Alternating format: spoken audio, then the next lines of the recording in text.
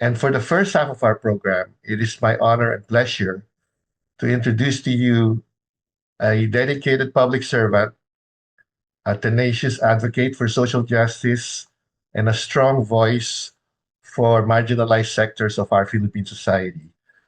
Please join me in welcoming the Honorable Representative Percival Percy V. Sandanya, who is representing the Akbayan Party list in the House of Representatives. He is the active deputy minority leader and has consistently pushed for accountability and democratic reforms.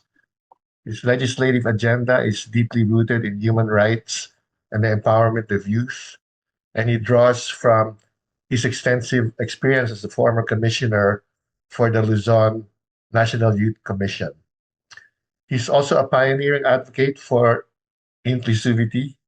Representative Sendanya is champions LGBTQ plus rights and is a principal author of the comprehensive anti-discrimination measure, the SOGI SC bill. Furthermore, he is fighting for fundamental freedoms and justice through bills like the proposed Kian bill, which seeks to protect the rights of Filipinos from abusive practices. And he's here with us today, especially also to share his knowledge and insights about what is currently at the forefront today of efforts at true reform and progressive change in our country, which now includes the fight against massive corruption in government, for which recent exposés of the massive and systematic plundering of public funds for infrastructure projects have rightfully claimed the anger and the passion of our people for a fundamentally different and a fundamentally better government. Let's please give a warm welcome to the Honorable Representative Percy Sandanya. Maraming salamat kasamang Edwin. Good day everyone. And again, I'd like to address Edwin more formally. Thank you very much, our National Council member, kasamang Edwin. And thank you for having me today in your discussion. It will be an understatement to say that these are very interesting times for our Inang Bayan. Just the other day, the Speaker of the House, Boji D, who comes from a very fat dynasty with at least 17 members of their clan in government, both in parliament and the local level, announcing that one of their priority legislative agenda in this second part of the 20th Congress is an anti-political dynasty legislation. So imagine Speaker of the House was a product of a political crisis. He replaced Speaker Martin Romualdez because of the corruption scandal brought about by the 2025 budget and the flood control scam, announcing that he will be a champion or they will be a champion for anti-political dynasty. It has been 38 years since the ratification of the 1987 Constitution, which says that basically political dynasty should be illegal in the Philippines. It should be prohibited. And yet, 38 years after, we have yet to have an enabling law in order to give legs, feet, and teeth to that particular provision of our Constitution. So the question is, how did we get here? Yesterday, during an interview with ANC, Carmina Constantino mentioned that this is not Akbayan's first foray into this advocacy for anti-political dynasty. And she asked me what was different now from before. So I had to tell her that it was Akbayan that first proposed and eventually passed a political dynasty provision in a specific law, which is the SK Reform Law. So kung iisipin po natin, yung Akbayan ang unang nagsabatas ng isang measure to ban political dynasties, at least during that time, at the level of the Sangguniang Kabataan. So this is not Akbayan's first rodeo when it comes to this advocacy against political dynasty. And how does this fit into the general political context where we are in? So one interesting footnote into this story is that you now have, again, a leader from a political dynasty, and now you have a Marcos who is a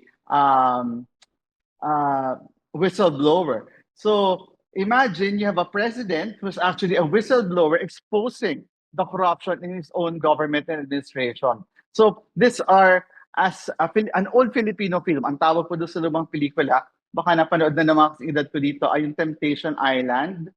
Sa Temptation Island, sabi ganun, this is a crazy planet. So indeed, these are very complex, complicated times in the Philippines because the duopoly has unraveled not just the very porous unity that they have, but also the systemic and systematic gaps in Philippine society, socio-economic and political. Some would say that these are very precarious times. Ngayon po, naka-white ribbon ako kasi today is White Ribbon Friday. Every Friday po, yung ating mga young people dito sa Philippines have launched a campaign that they will go out every Friday to sustain the momentum for the campaign against corruption and also to sustain people's interest in our struggle to correct this historic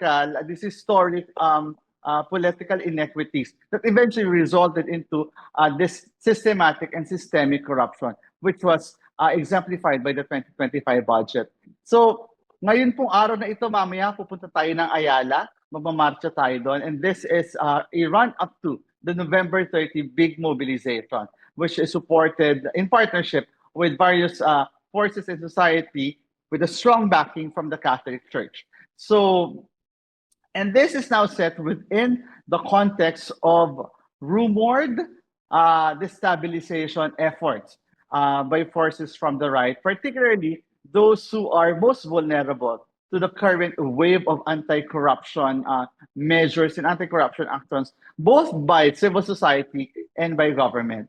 So, sa panahon pong ito ay malaki yung ating panganib because if things go south, we can have suddenly a Sara Duterte presidency. If the destabilizer succeeds in unseating BBM and then installing Sara Duterte, that would be very dangerous, not just for progressive movements like us in the Philippines, but also for the ordinary Filipino. We saw how a Duterte presidency or a Duterte administration is undermined not just democratic institutions, but also threaten the lives of poor Filipinos with their war on drugs or war on the poor. So kung mangyayari po yan, mapapaaga yung wag naman sana mangyari na possible presidency ni Sara Duterte come 2028, which would lead later on to a bigger challenge for us. How do we prevent a Sara Duterte presidency in 2028? But everything now is being laid out by their camp to ensure that it would be a transition towards their side of the political spectrum.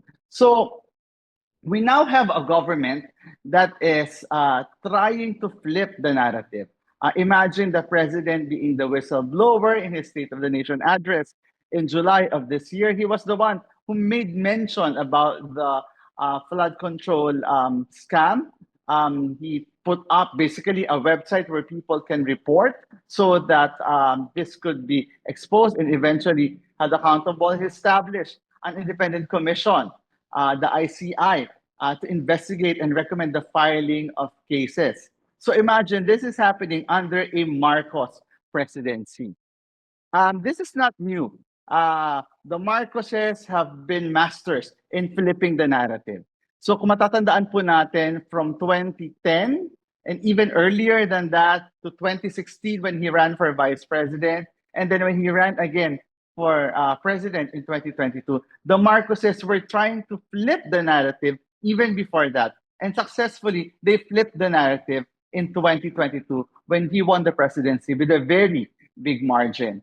So now that his administration is suffering a major setback, number one, they lost big time in the 2025 elections. Alam po natin na hindi nanalo yung karamihan ng mga kandidato ng presidente. Tapos ang nanalo pa ay yung mga nasa Duterte side and then progressive forces. Candidates supported by progressive forces like BAM and Kiko ranked well in the senator elections. Then you have Akbayan as the number one party list. It's a blow on the administration. So they're in survival mode. And part of that survival mode is flipping the narrative, playing the victim card again. This victim card they played before when they were ousted in 1986, and they are playing it again now. That their administration, even with their quote unquote good intentions, is being plagued and sabotaged by the Duterte camp and also by the corrupt elements within their government. So the lines have been drawn. We don't have the consolidated political elite anymore, as was the situation in 2022. And as a result of that, people are suffering. Instead of focusing on social reform, social justice, addressing inequalities and inequities, the political infighting within the duopoly in government right now results into creating opportunities for corruption and also neglect of much needed social reform and social services. So sa dulo po itong laban ng duopoly of the Marcoses and the Duterte, ang nasa sideline talaga yung interes ng taong bayan. So now we see efforts by the government to window dress. In the recent budget, they were trying to create the impression that there are measures for transparency within the budget process. The ICI has been more active as demanded by forces like us to be more transparent in their operations. And now they are fast tracking the passage of our proposal to establish an independent commission on infrastructure corruption. In fact, Tuesday to yesterday, Kongshel Jokno, our first representative, is working double time with other members of the House to finally finish the final version of this piece of legislation. Again, because it was identified as a priority by the administration. But while they are doing all this window dressing efforts and creating this impression that they are working towards this much needed reforms, we have to understand that while they are in survival mode, they have also kickstarted the efforts for charter change. Last Tuesday, the National Unity Party within the House of Representatives have filed a charter change proposal that would constitute a constitutional convention. So marami pong modalities. Yung changing the charter, pwedeng constituent assembly, pwedeng constitutional convention. So now they propose a constitutional convention similar to the 1986 constitutional convention, which eventually led to the 1987 constitution, kung saan mag-election at the district level for members of the CONCON who will craft the new constitution. They are saying now that they're doing this to address the massive corruption in the system and to create systemic change. They said that they will only focus on provisions on the Constitution that would address these issues. Pero sabi nga po ni Kakabag-Aw, our other representative in Congress, who's the district representative of Dinagat Islands, when we were in a huddle with the House leadership, she said that what will stop the CONCON from tinkering with the other aspects of the constitutions, particularly land ownership? And Kaka's exact words were, so paano yan? Makakabili na ng lupa ang China. So again, we understand that they will be pitching this proposal to the Filipinos as a response to the current crisis. But we should also be very mindful that this proposal is also a necessary instrument for them to stay in power and to maintain their political foothold. One of the major challenges now is how do we ensure that they will not just pass a watered down version of an anti-political dynasty law, but a comprehensive one. That's why if you look into Akbayan's proposal for the comprehensive anti-political dynasty bill, this is the sharpest line among the many proposals. Tayo yung naglagay na dapat up to the fourth degree of consanguinity. So hindi pwedeng magpinsan. Hindi pwedeng magpinsan si mayor at si vice mayor, si president at si vice president, si senate president at si house speaker. Hindi pwedeng magpinsan yung speaker at saka yung isang party list representative. Kasi may mga ganyan tayong nakikita ngayon. So among the many proposals, this is the most comprehensive and the most expansive. Why are we focusing on political dynasties? Because if we look at the history and evolution of patronage politics in our country, political dynasties are not just a breeding ground of corrupt officials. They also ensure that they will perpetuate themselves in power. Now, it's not uncommon to see in our country where you have localities being ruled by a couple. The mayor is the the mayor is the husband, and the vice mayor is the wife. And then after 3 terms, they're just flip. It will be the wife will be mayor, and the husband will be vice mayor. So how can we ensure the checks and balance in that kind of a situation? Paano kung corrupt si mayor? Trabaho ng konseho headed by the vice mayor to keep the mayor in check. Will the wife do that to the husband? And it's not just the case in the local level, even in the national level. Let's look at the Senate. Sa Senado, ilan na magkapatid dyan. Dati nga parang nagulat na tayo when you have a mother-son tandem in Jinggoy and Senator Estrada, the mother. But now you have siblings up to three, possibly up to three, who could be sitting at the same time in the Senate. So we see that the political dynasties are not just dominating political spaces, they're also sucking the opportunity away from progressive young leaders who could be easily more efficient and effective and agents of good governance in our country. Kaya nga po ngayon, tayo sa Akbayan, we are investing so much in ensuring that we are fielding candidates, progressive young candidates in the local level, because we know that in creating these patches of green across the nation, we are creating patches of good governance in different localities in the country. As I've said earlier, this is a time of great peril, a time of great danger to our democracy, but this is also a time of great opportunities. Last September 21, we saw how massive the turnout was. And we saw that across the country, the discontent is becoming more and more palpable.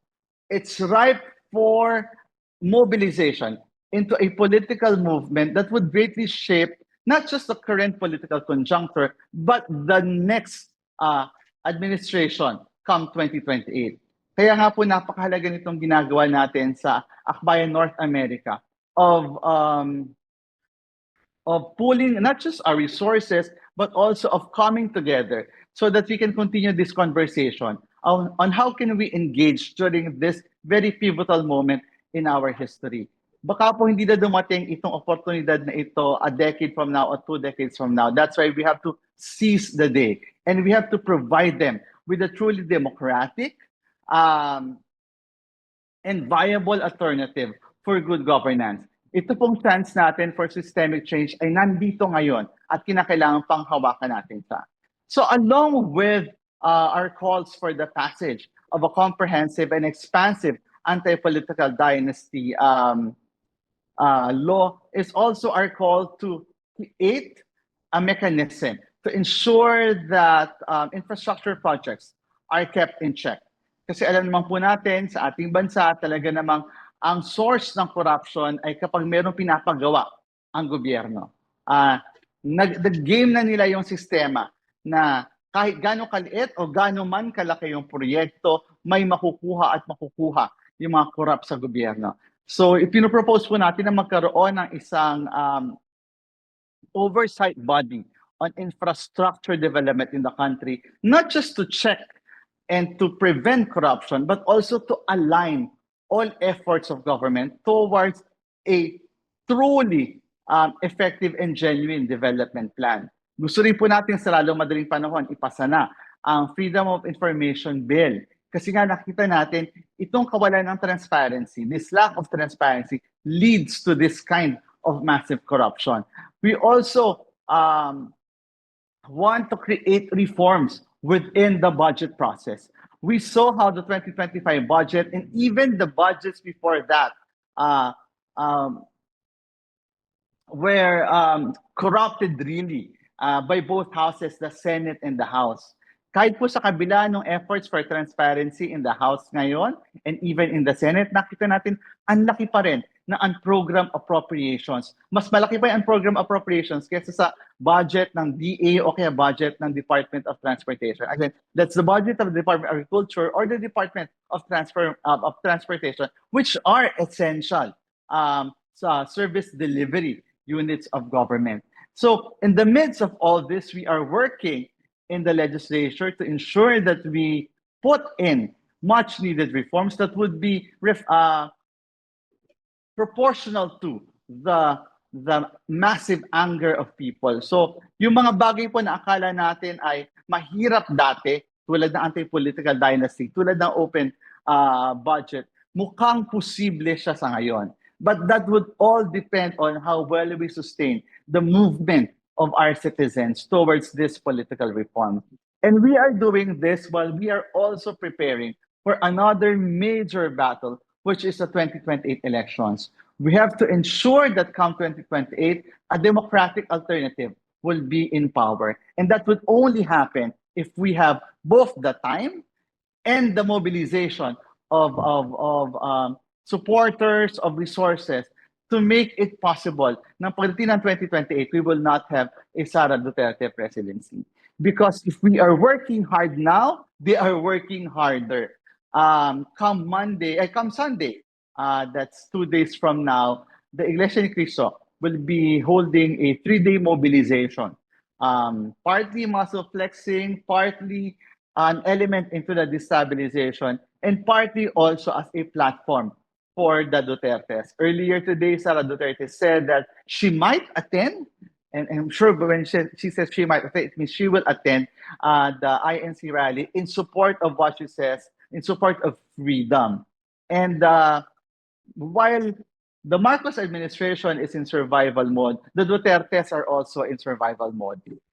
With the impending arrest of Bato de la Rosa, possibly also of Bongo next year, and then the cases that will be filed against VP Sara by Ombudsman Rimulya, they are also doubling down to ensure that this will not happen and that they will be able to pave their way back to Malacanang come 2028.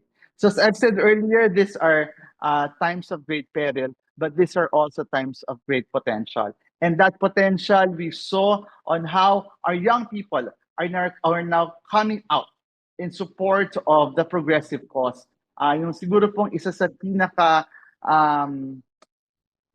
meaningful expression of that is in the last election.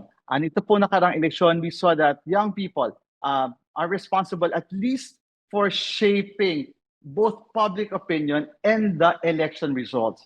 For the first time, parents are now listening to their children when it comes to political issues because they are more attuned and more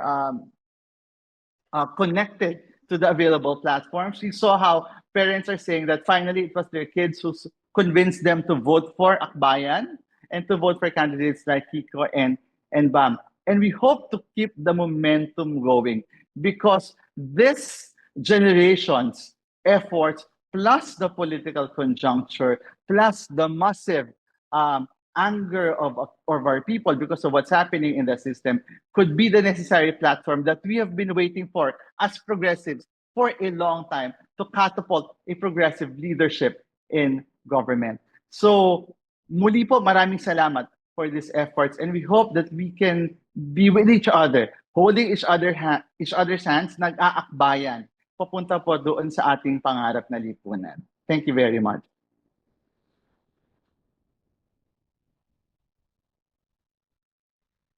Maraming salamat, Ka Percy. Si Heinrich, are you gonna be facilitating our discussion? Paano ba to?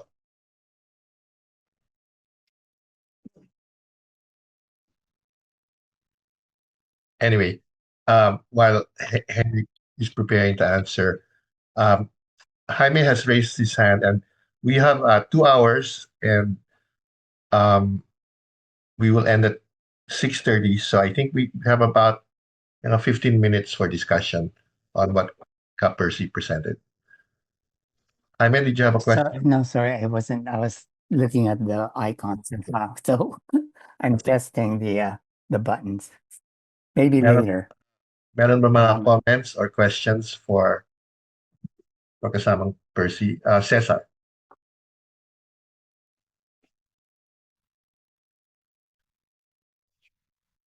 Cesar, you're on mute. Can you hear me? Cesar, naka-mute. Ako na lang, ako na lang. Yeah. Can you hear me? Yeah. Okay. So probably just to give us an idea of the relationships among the progressive groups in the Philippines. And thank you very much, Representative Percy. We always follow your work in the House and also in the Parliament of the streets, of course. So we really admire the way you stand up for various initiatives and the rights of Filipinos. So maraming salamat. So my question is around that. What's the state of relationships, I guess, among the progressive groups inside and outside of the Parliament or the Congress and the Senate?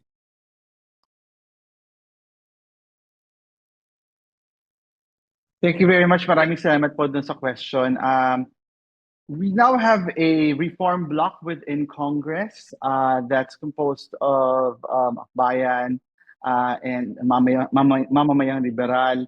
At times we also caucus with Kamanggagawa, a workers' party. And on certain issues, we also work with with the representatives of Makabayan on certain issues. But our main core in terms of the caucus in the House is with the Liberal Party, with Senator Leila de Lima and Kamanggagawa.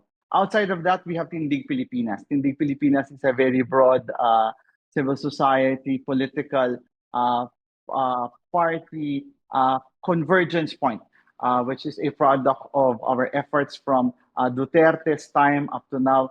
And Tindig Pilipinas is the main force behind the trillion peso march. So sila yung parang fulcrum in these times. And they also work with the church when it comes to mobilizing the various forces. So while publicly we see the Catholic Church, particularly Cardinal Ambo, as the face of the movement, but the spine of that movement really is our progressive groups within Tindig Pilipinas. So there's that convergence towards that effort. Okay, salamat. Any other questions or comments for Representative Percy?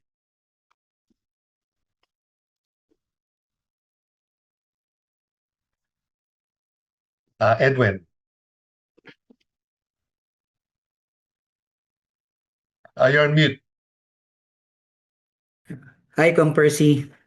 Hello. Salamat ng marami for this opportunity na makasama ka namin dito. Ang question ko actually is about we already have probably a feel of what's the real issue about corruption in the Philippines. And this has to stop, right? And for that to stop, we need sabi mo nga kanina, yung si Bongbong Marcos medyo hindi rin naman natin maaasahan, right? So although siya yung nag-expose, he was the one who exposed all this or triggered the expose of these corruptions. But my point is, if we really want to stop this corruption, we should have an honest government.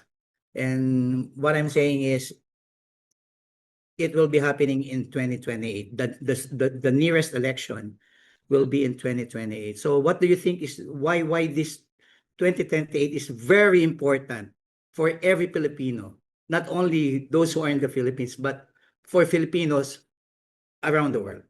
Thank you. Maraming salamat kasamang Edwin. Thank you. 2028 will be the starting point. It's not the finish line. Some people would say that the elections in 2028 will be the culmination of all this. Actually, 2028 will be the starting point of all this. So all that is happening now is a preparation for 2028. If Sara Duterte is elected to the presidency, just imagine the economic impact of that administration. Just imagine how they will again steal from the coffers of the country. Just imagine how they will again pivot back to China and basically give back control to the West Philippine Sea, to their allies in the Chinese government. So napakahalaga po noong 2028 kasi doon pwedeng ma-reconsolidate yung mga Duterte. And the way I understand it, kapag ang Duterte nakabalik sa pwesto ng 2028, mahaba yung kanilang pisi. Remember, it's not just Sara. Meron kang Pulong, meron kang Baste. So it could be one administration after the other. At hindi po nahihiya ang mga Duterte to stay in power for a long time. Yan po ang ginagawa nila sa Davao. At yun nga originally yung plano sana nila na gawin sa Pilipinas. So a Duterte presidency in 2028 will not just be 6 years. The impact will be more than 6 years, and their hold to power will be more than 6 years. And that will be tragic for both Filipinos who are residing in the country and for Filipinos around the world. Thank you very much, Kong Percy. Salamat kasamang Edwin. May tanong din ako kasamang Percy. So this is unprecedented, the exposure of the corruption, but not only the exposure, but actually the upswell of indignation, public indignation. So it's an opportune moment kasi corruption is intractable in the Philippines. Diba? It's hard to change. But with this momentum, what do you think we can make out of this momentum that can be somewhat lasting in terms of propelling this anti-corruption movement forward and hindi lang mawawala? In other words, this is not a Ningas Kugon, but can be made to last in terms of, is it, pursuing the prosecution of people? Is it, alam ko yung anti-dynasty bill is a piece of legislation. Do you have any thoughts about how to reap lasting momentum from this public outcry? Kasi sayang kung hindi natin miminahin. Alam mo kasamang Edwin, talaga we now observe a cultural and social shift when it comes to Filipinos' attitude to corruption. Kasi for a long time, our generation or the older generation would usually say na sistema na yan, hindi na yan mababago. But because of that kind of an attitude, ayun, nagpatuloy siya. But what we're seeing now is massive, unprecedented corruption. And it has reached a tipping point. And that tipping point led to this groundswell of indignation from the people. Those in power would just say na, hayaan nyo na, lilipas din yung galit ng taong bayan. At paglipas noon, tayo pa rin yung nasa pwesto at babalik tayo sa kapangyarihan. Pero tingin ko, there's something different now. There's something different now in terms of not just the energy of the people who are fueling this movement, but there's something different now because people now really want actual concrete results from this. So that's why we're taking advantage of the moment to push for very important reforms, but also at the same time, we want to ensure that this moment will create the momentum for a movement. And that movement will be the movement which will hopefully shape the 2028 elections. So while we're working now for immediate reforms, we also have to ensure na tulad ng mga trapo, mahaba yung planning natin. Kasi di ba yan ang biruan sa political dynasty na ang mga anak nila pag turn ng 10 nakaplano na kung siya ay magka-councilor o mag-SK. Kasi eventually alam na nila ilalagay nila yan sa pagiging konsehal, vice mayor, mayor, governor, hanggang maging senador o presidente ng Pilipinas. Ganun kahaba yung pagpaplano nila. Yung tendency kasi natin, para nagpaplano tayo para sa isang eleksyon o isang administrasyon. So hopefully, with this moment, we learn that lesson, that we have to plan long-term if we really want to create systemic change.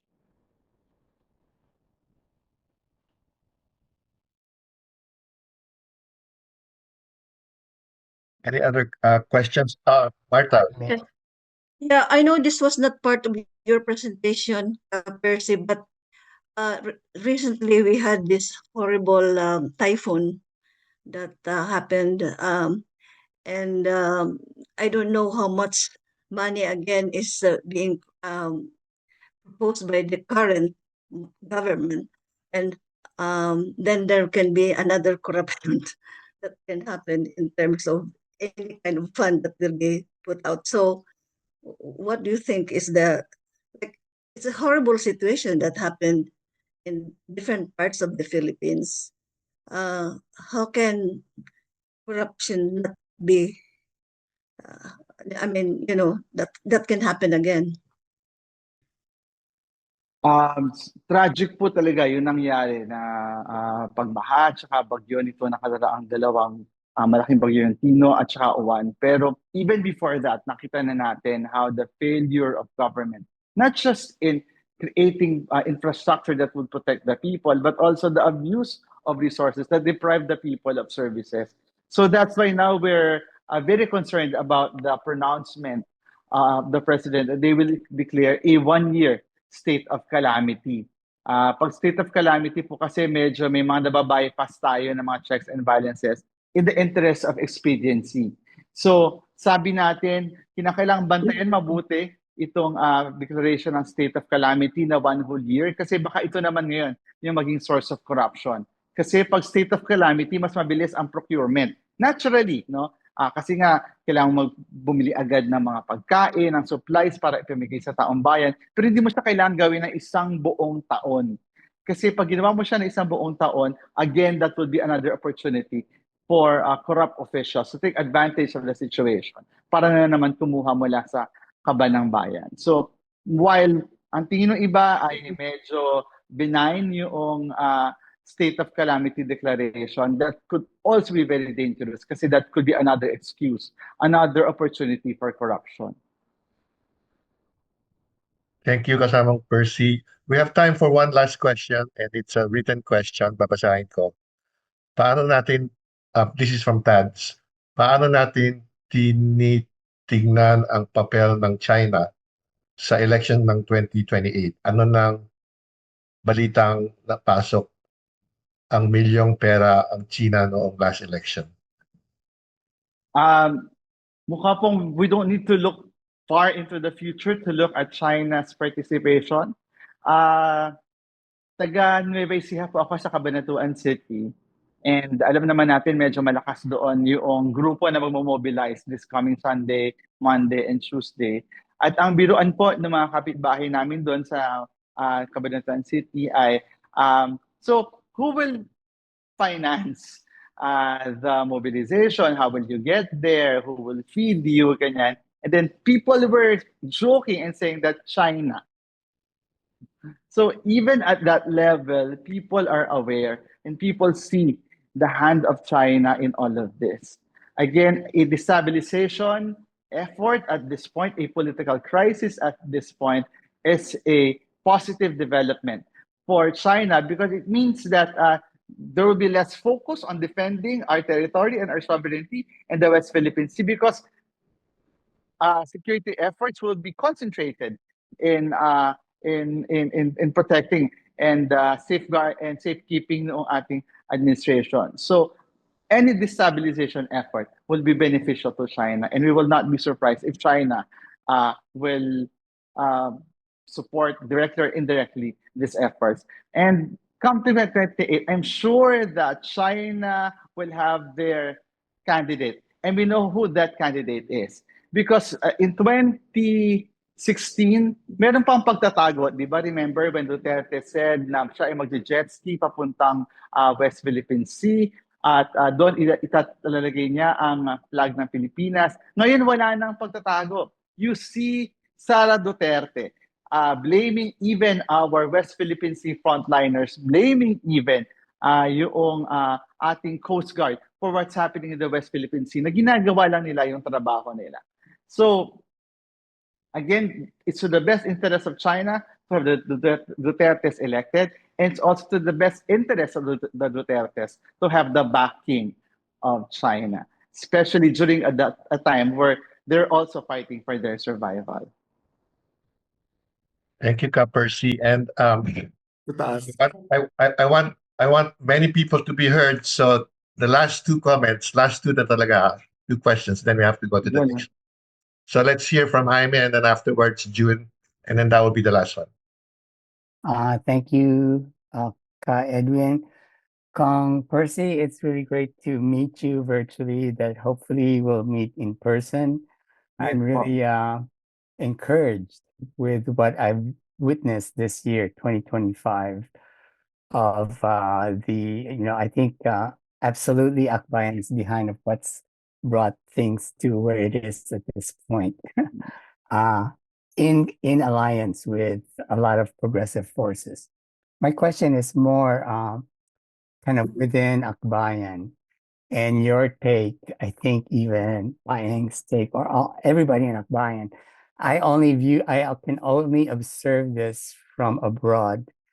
I think Sec Ronald Llamas has been very effective in creating the narrative today, and even the mass media in the Philippines. My impression is he probably doesn't go to sleep because everybody wants to hear his political analysis, and he's absolutely sharp. He's genius in being able to capture what's going on, and it's based with facts. So I'm just curious about you and Kasamas in Akbayan, how he is, what his role is, how effective it is, and how much you guys collaborate. Curious. Thank you. Kasamang Ronald is a constant in our lives. Not just because whenever we open a YouTube channel that's political, we will hear his voice, but also because from when we were young as youth leaders, Kasamang Ronald has been a mentor. And up to now, he's a steady hand, a constant in the life of Akbayan as a political party. Ronald was there since the beginning and up to now as a steady hand that guides us through in negotiating this very dangerous, precarious political terrains. Si kasamang Ronald po ay true to form, siya yung ating political advisor. No? Remember, he was presidential advisor for political affairs of President Aquino. In Akbayan, he's always been a political advisor to the party and to the leadership. And the collaboration continues, no? Especially during this very pivotal moment. And totoo po yun, no? Si Kasamang Ronald has become a constant in the lives not just of Akbayan but in the lives of the Filipino people. Parang my partner po is not a very political person. My partner works in the service industry, and whenever I wake up in the morning, I would hear Ronald's voice because he's listening to Ronald's analysis and following him in whatever program he appears in. Ronald is a very important voice now in Philippine politics. I think it's a disservice when we just call him a political analyst, when media refers to him as a political analyst, because actually he's a political educator. He shapes the political narrative and shapes also not just analysis but the political consciousness of the Filipinos. And it helps that he was the first one to predict the disunity within the unit team. So to answer the question, again, Ronald is a constant in Akbayan. Thank you. I mean, they caricature him. Well, endearingly a political heckler in Philippine media. Thank Anyway, you. thank you. Jaime And we- Kasama Percy. Okay, last question before we move on to our next topic for today. Jun, please make your Yeah, comment. maraming salamat po. I work also in the Youth Commission under the leadership ni Sarge Culambo before after the EDSA Web. Ngayon, since sinusubaybayan po ng mga community leaders dito sa Alberta what's happening, tsaka hindi rin po natin masisegregate what is fake news at saka yung real news. Sa palagay mo, Kung Percy, ano yung mga possibilities? Kasi may mga pagkilos na mangyayari on the following days, mga susunod na mga araw. May mga power shift na possibilities ba? It will be maybe a military grab or power, or kasi may mga grupo din na sinusuporta ng iba-ibang mga religious sector. Kasi since nandiyan kayo sa Pilipinas, ano yung mga possibilities na mangyayari? Setting aside yung 2028 kasi medyo matagal pa yun. Ayan, oo. Ay, salamat, Juno. So magkasama pala tayo dati. Panahon ni Zards. Inabutan ko pa si Zards na sectoral representative for the youth sa Congress. Kasi before the party list, merong sectoral reps, no? So, si Zards Colambo. Tapos kasama, Sa La Union din po ako. okay. Sige. Yun, so, yung power shifts and transitions, hindi lang pwedeng mangyari sa 2028, pwede siya mangyari next week or first quarter of next year, no? Kasi real talaga yung threat of a power grab. Power grab at kung sino yung mananalo, hindi pa natin alam. A power grab that will result into a Sara presidency or a power grab that will result into a military junta being in power, pareho siyang posible. Pero yung sa military junta lang, grabe yung magiging economic impact noon sa ating bansa. Parang sa gitna ng pagbagsak ng ekonomiya natin, mas lalong babagsak kasi parang ang atras ka bigla kapag nangyari yun, no? Na ikaw ay governed by a military junta. So, while 2028 yung nakikita natin na transition, tama ka, Jun, posible na pwedeng may mangyari kasi may efforts at nararamdaman yan on the ground. At we know na hindi ganon ka-inosente itong mangyayaring pagkilos ng iglesia ng Sunday, Monday, Tuesday. Alam natin that that's in aid of a bigger plan. And that could be a shift in political control of the country. Salamat, Kong Percy.